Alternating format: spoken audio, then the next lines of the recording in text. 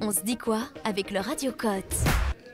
Et on est de retour. Ouais, je me suis dit, d'habitude, on met pas assez les jingles alors qu'ils sont là, quoi. Et donc, on est de retour pour ce dernier quart d'heure de la dernière émission de l'année. C'est vrai qu'il faut le dire. C'est vrai, c'est la première des nouveaux, mais c'est la dernière pour nous. Ouais, ça marque le cycle. Et du coup, on est toujours avec Tom et Noé. Qui est là maintenant, c'est Tom qui va nous parler d'un sujet que je te laisse introduire. Noé, mais c'est pas grave. Noé, hein. C'est Noé, t'as dit Tom, mais c'est pas grave. Tom et Noé, oui, Tom ouais. et Noé. C'est pas grave. Non, mais moi je vais vous parler d'un héros que j'ai découvert récemment, depuis un an et demi, que probablement vous connaissez tous, qui est ChatGPT, qui m'a sorti de beaucoup de problèmes depuis déjà au moins un an et demi. Donc forcément, quand je vous parle de héros, d'abord vous allez imaginer Batman, Superman, mais il y a un héros qui a ses propres super pouvoirs, qui est encore plus rapide que Superman, plus fort que Hulk, et encore plus altruiste que Groot, et forcément c'est ChatGPT. Ouais. Dit comme ça, vous allez probablement me dire, mais tu racontes n'importe quoi, comment ChatGPT peut être ton héros? Eh bien c'est simple, ChatGPT, au fond, c'est quoi le but d'un héros? C'est de sauver la vie des gens, de les aider au mieux possible. Et ChatGPT, honnêtement, il m'a sauvé la vie, littéralement, plus d'une fois pour pas mal de situations en cours. Par exemple, la dernière remonte à dimanche, par exemple, donc c'était vraiment il n'y a pas très longtemps, où Tom, ici présent, m'envoie un message à 22h en me parlant, en me disant « As-tu préparé le travail à rendre ?» Tout de suite, je me rends compte qu'en fait, le travail que je pensais être le lendemain à minuit était en fait dans 4 heures. Donc je n'avais pas vraiment le choix que de me motiver. Et ChatGPT, je l'ai vu au loin, tel un film de super-héros, au loin, allumé sur mon PC, est venu m'apporter son aide pour ce travail. Il m'a permis de gagner un temps fou, que ce soit pour les textes ou pour autre chose.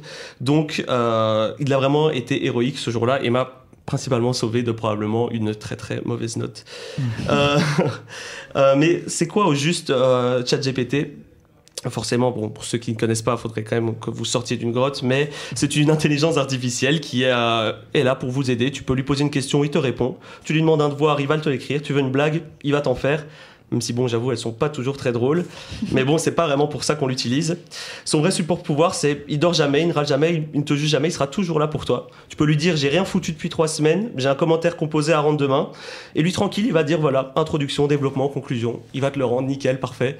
Et tu vas être là, tranquille, et la prof va trouver ça parfait. Donc, gentil, poli, efficace, le rêve. Mais alors, pourquoi tant d'amour pour ChatGPT ? Premièrement, parce qu'il fait gagner un temps fou. Fini de galérer pendant 30 ans, aller chercher des copier-coller sur les réseaux. Tu envoies juste un message à ChatGPT, et bam, tout envoie, t'es prêt directement pour ton travail. Et disponible quand tu veux.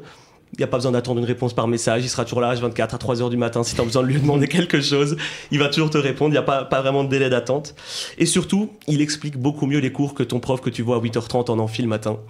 Et je peux le dire parce que, par exemple, macroéconomie, qui est un cours que j'ai passé pas mal de fois, on va dire, tellement désespéré que j'ai demandé à ChatGPT de m'expliquer des graphiques de macroéconomie comme si j'étais un enfant de 10 ans, puisque je n'arrivais pas à comprendre mon prof, tout simplement.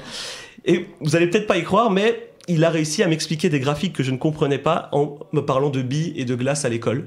Et très honnêtement, j'ai passé l'examen un mois après et j'ai réussi l'examen pour la première fois. Donc je pense que ChatGPT a encore une fois ce jour-là permis de me sauver.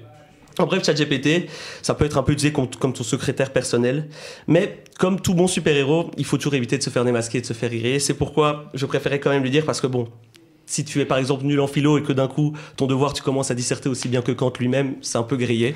Donc c'est vrai c'est pour ça qu'il faut faire un peu attention. Et il ne faut pas oublier que ChatGPT, après tout, ça reste un outil. Il ne faut pas l'utiliser non plus pour faire tous vos travaux sans avoir rien à faire et juste en envoyant directement ce que ChatGPT vous a rendu. Et parce qu'au fond, la vraie question que je pense qu'il faut se poser, c'est est-ce que le héros de vos études, c'est ChatGPT ou est-ce que le héros de vos études, eh bien, c'est vous? Voilà. Magnifique. Mais du coup, j'ai une petite question. T'en penses quoi je sais plus comment ils s'appellent, les logiciels pour démasquer ChatGPT? Mais moi, je pars du principe déjà que ChatGPT est plus utilisé comme un outil pas pour rendre un travail tout fait, c'est plus pour te faire gagner du temps dans quelque chose. Ouais. Si t'envoies un truc tout fait, le 3/4 du temps, ça va vite être cramé, quoi.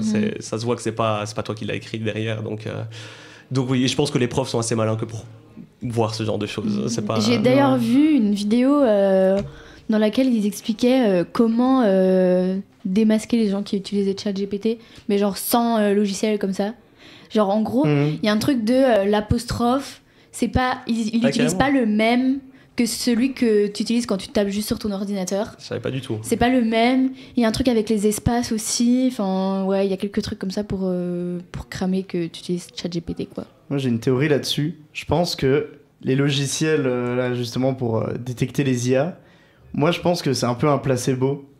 En mode, on nous dit, ouais, attention, on a ça. Mais je pense qu'ils l'utilisent soit jamais, soit juste vraiment pour tout ce qui est TFE, vraiment les travaux super importants.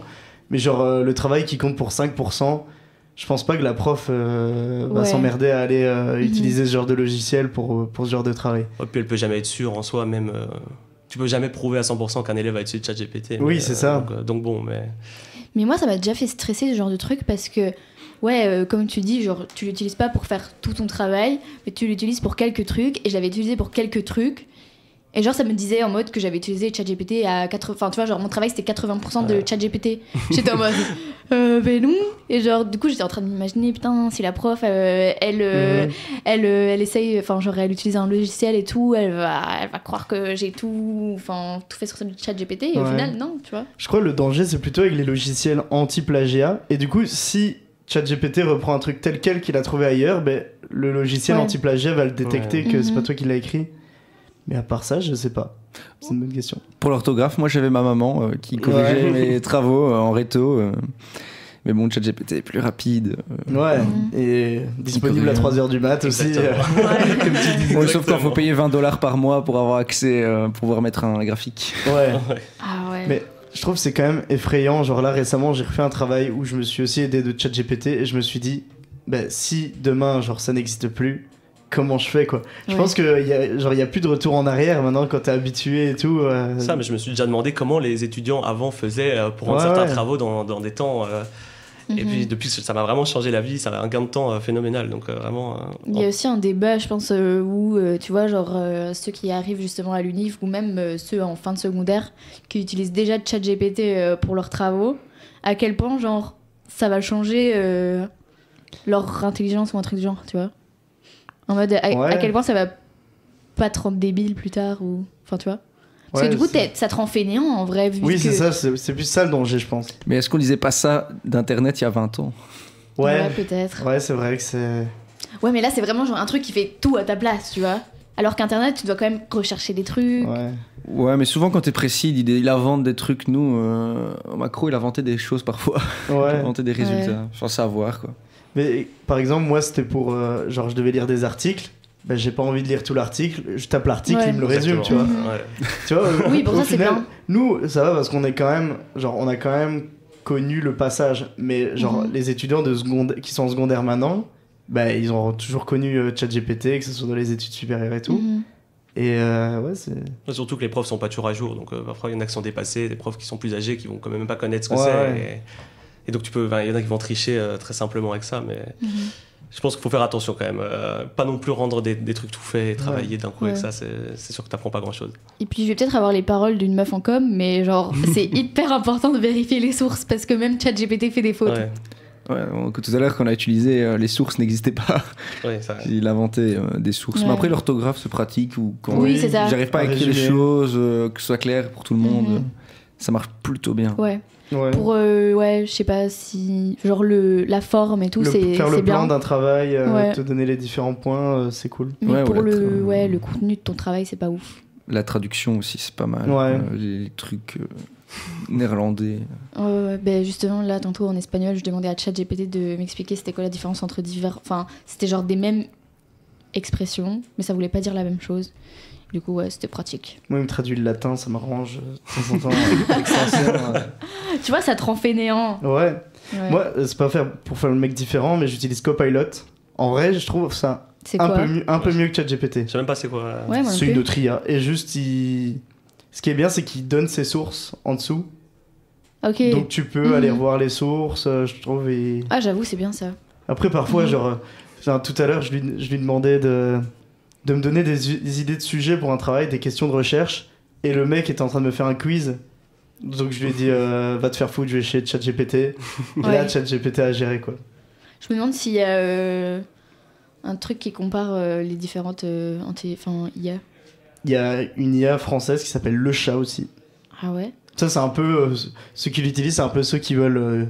J'ai l'impression que. No USA, full France. J'ai l'impression que toutes les entreprises comme ça essayent de créer leur propre IA. Genre, même sur Snapchat, t'as une IA, enfin, tu vois. Bah, en fait, Copilot, c'est l'IA de Microsoft. Ok, ouais. Et du coup, tu te connectes avec ton compte Microsoft. Du coup, moi, je suis connecté sur Copilot avec mon compte étudiant UCL.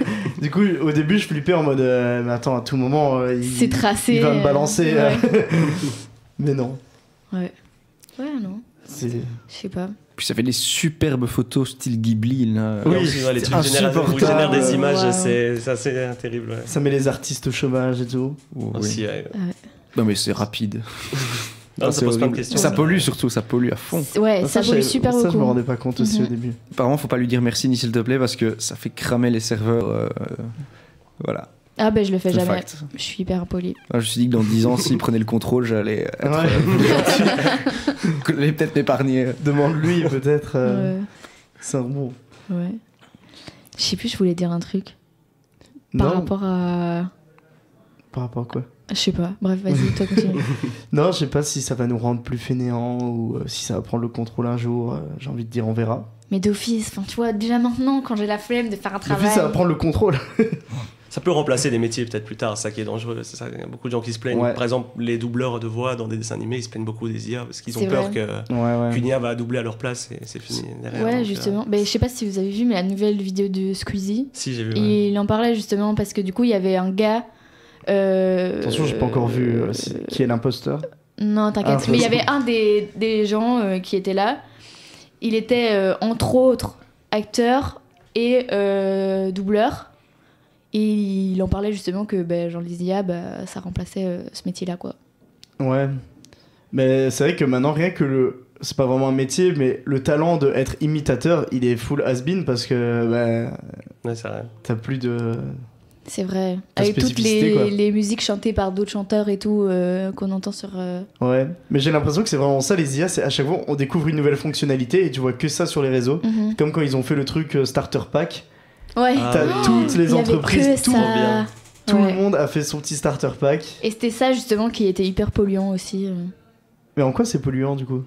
C'est les serveurs et tout, je pense. C'est qui hébergent les IA, donc... Je sais pas. Peut-être qu'il y a un spécialiste parmi les radiocotes, je sais pas. Mais du coup, merci à toi Noé pas de souci, pour cette toute première chronique. Nous, on se devait de dire un petit mot quand même, parce que dernière émission de cette génération 2024-2025. Très belle année, Lila, je sais pas ce que t'en as pensé. Bah ouais, c'était super cool. Franchement, j'ai adoré, surtout la radio. J'ai adoré les gens avec qui... Le stream. Franchement, on peut dire que je suis devenue une pro en stream. Non, mais ouais, même les gens du Radio Cote, super cool. Ouais. Ceux qui partent vont beaucoup me manquer. Mais on est très contents d'avoir les nouveaux avec nous. Ouais, on va découvrir ce soir. Et de justement d'avoir pu les découvrir avant l'année prochaine. Ouais. Je sais pas. Mais du coup, on le fait pas souvent, mais on va en profiter. N'hésitez pas à nous suivre, en vrai. C'est vrai. C'est vrai qu'on le dit jamais. On le dit jamais. Sur Twitch. Là, si vous nous regardez en live, sur Insta, Radio Code 104.8, Jean-Pierre Radio Code sur Facebook, etc. Ça fait plaisir. Parce que du coup, voilà, on se retrouvera pas la semaine prochaine, mais on se retrouve l'année prochaine, du coup. Ouais, en septembre. Donc, dès septembre, avec toute cette nouvelle équipe que vous avez découvert. On embrasse aussi Arthur, qui n'a pas su venir aujourd'hui parce qu'il est toujours en Angleterre. Mais, donc voilà. On va se quitter sur un petit jingle de fin, autre chose qu'on met jamais. Ah ouais. Et du coup, tu l'aimes vraiment beaucoup ce jingle. Le jingle de fin, je crois que je l'ai jamais entendu. Du coup. J'allais dire mon. Là, c'est le point final. Mais du coup, on se retrouve l'année prochaine. Chaque mercredi de 19h à 21h, retrouve ta dose de potin, de trucs et astuces et de bonne humeur avec l'équipe du Radio Cote.